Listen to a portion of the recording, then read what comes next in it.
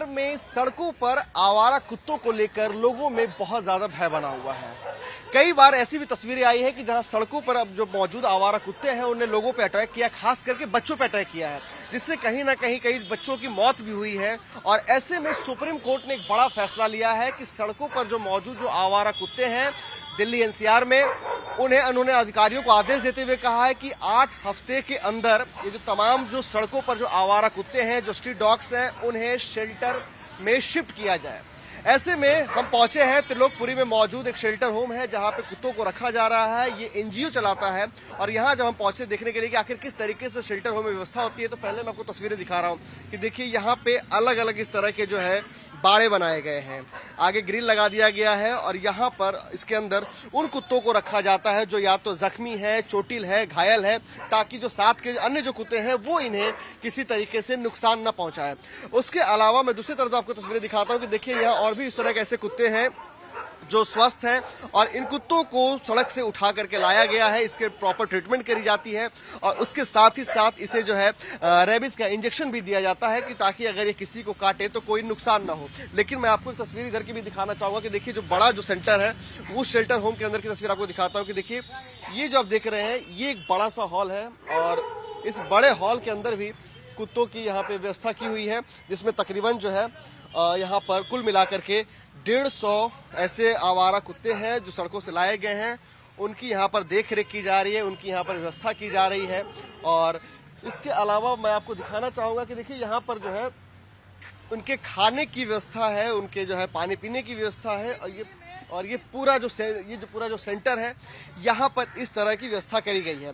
यानी कि जिस तरीके से सुप्रीम कोर्ट ने आदेश दिया है कि 8 हफ्ते के भीतर सड़कों पर जो मौजूद जो आवारा पशु हैं, आवारा कुत्ते जो हैं, उन्हें शेल्टर होम में शिफ्ट किया जाए। ऐसे में दिल्ली सरकार के सामने बड़ी चुनौती खड़ी हुई है कि आखिर किस तरीके से शेल्टर होम की व्यवस्था करी जाए ताकि सड़कों पर जो मौजूद जो आवारा कुत्ते हैं उन्हें वहां शिफ्ट किया जाए। हमने तमाम एक्सपर्ट से बात की, एक्सपर्ट्स का कहना है कि कम से कम 3000 ऐसे शेल्टर होम की जरूरत पड़ेगी जहां दिल्ली और एनसीआर के जो आवारा कुत्ते हैं उन्हें वहां शिफ्ट किया जा सके। ऐसे में जब हम यहाँ पहुंचे तो हमने यहाँ के जो इस एनजीओ के जो प्रमुख, हमने उनसे जब बात की तो उनका साफ तौर पर कहना था कि यहाँ पर कैपेसिटी 60 कुत्तों की है, लेकिन यहाँ पर 150 ऐसे कुत्ते रखे हुए हैं क्योंकि यहाँ पर जगह की कमी है। लेकिन सरकार की तरफ से कहीं कोई इन्हें मदद नहीं मिलती है। ये जो है अपने आप से इस एनजीओ को चला रहे हैं और जो इन्हें दान में पैसे दे रहे हैं उस पैसे से इन कुत्तों के ऊपर खर्च किया जा रहा है। लेकिन देखना यही होगा कि अब सुप्रीम कोर्ट के आदेश को 8 हफ्ते में किस तरीके से सरकार और प्रशासन मिलकर पूरा करता है। आरके टेपर हैं जो एक एनजीओ चलाते हैं एनिमल रैन बसेरा करके, और इनके हम जहाँ शेल्टर पहुंचे तो आपको तस्वीरें दिखाऊंगा कि देखिए यहाँ पर किस तरीके से तमाम जो ये जो स्ट्रीट डॉग हैं ये हैं और इन तमाम डॉग्स को जो है एंटी रेबीज वो इंजेक्शन भी दिया गया है। उसके अलावा जो यहाँ पर देखिए इनके रख रखाव को लेकर व्यवस्था है, जो आरके टेपर है उनसे हम बात भी करेंगे। ये बताइए सर, यहाँ पर कितने डॉग्स की क्षमता है, कितना रखा हुआ है आपने? सर हमारे पास जो 60 डॉग की कैपेसिटी है, 60 डॉग हम लोग रख सकते हैं AWBI के रूल के अनुसार, मगर हम लोग यहाँ पर 150 डॉग के साथ बहुत ज़्यादा ओवरलोड चल रहे हैं। इसके लिए हमें और बड़ी जगह चाहिए जिससे हम और भी एनिमल को रख पाए यहाँ पे। इन डॉग्स को आप कहाँ से रेस्क्यू करके लाते हैं, कहाँ से उठा के लाते हैं? जैसे रोड पे घायल हो जाते हैं या बीमार हो जाते हैं या सीरियस इंजरी हो जाती है, उनको लेके आते हैं हम लोग। तो इस तरह से ये आप कब से इस तरह के काम कर रहे हैं? ये सर हम लोग 6 दिसंबर 2019 से कर रहे हैं। तो अभी यहाँ पे 150 कुत्ते हैं। ये बताइए कि एक कुत्ते पे कितना खर्च आता है आपके हर दिन का? सर एक डॉग पे हमारा 150 का खर्च आता है, जिसमें ट्रीटमेंट कॉस्ट शामिल नहीं है, डॉक्टर की फीस शामिल नहीं है, वो अलग है क्योंकि वो भी दिल्ली गवर्नमेंट की कोई अच्छी फैसिलिटी नहीं है। उसके लिए हम लोगों को प्राइवेट करनी पड़ती है, सर्जरी डॉक्टर सब प्राइवेट को दिखाना होता। तो ये बताइए कि जिस तरीके से यहाँ पर सुप्रीम कोर्ट ने आदेश दिया है तो इस आदेश को आप किस तरीके से देखते हैं? सर ये सुप्रीम कोर्ट ने जो आदेश दिया उसके लिए कम से कम 3000 शेल्टर बनाने पड़ेंगे, इससे बड़े। और जब वो डॉग को शिफ्ट कर पाएंगे तो पहले बनाएंगे, उसके बाद वहाँ स्टाफ रखेंगे, वहाँ सारी व्यवस्था करेंगे, तो बहुत मुश्किल टास्क लग रहा मेरे को। तो ये क्या दिल्ली सरकार की भी मदद मिलती है आपको इस तरह के सेंटर्स को चलाने के लिए? सर दिल्ली सरकार की 0% मदद है, ये हमारी तो बात भी नहीं सुनी जाती। हम लोग कभी जाते हैं ना, किसी जो लोग सत्ता में बैठे हैं उनके पास जाते हैं तो हमें 2-2, 3-3 घंटे बैठाने के बाद ऐसे बना कर दिया जाता है कि साहब के पास टाइम नहीं है, तुम बाद में आना।